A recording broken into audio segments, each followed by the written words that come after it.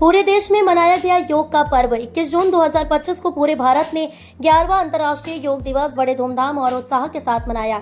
देश के अलग अलग हिस्सों में सुबह से ही योग कार्यक्रम शुरू हो गए। खास बात ये रही कि इस बार योग का उत्सव 14,000 फीट की ऊंचाई से लेकर समुद्र के किनारे तक मनाया गया। भारत के हर कोने में योग की गूंज सुनाई दी और लोगों ने तन मन को स्वस्थ रखने के लिए सामूहिक योग किया। थीम रही एक पृथ्वी एक स्वास्थ्य।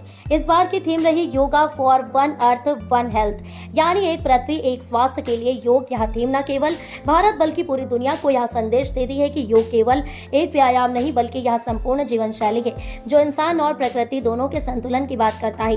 विशाखापट्टनम से पीएम मोदी का संदेश। प्रधानमंत्री नरेंद्र मोदी ने इस वर्ष विशाखापट्टनम में आयोजित भव्य योग समारोह में भाग लिया।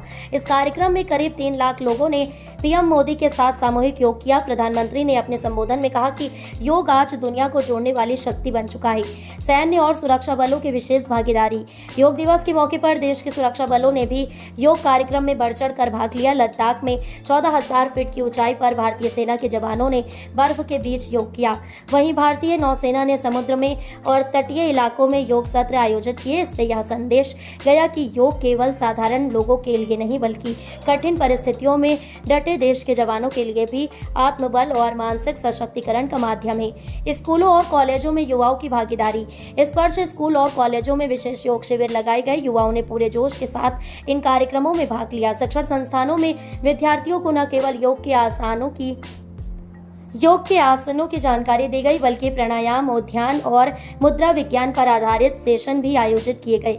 दुनिया भर में भारतीय योग का सम्मान।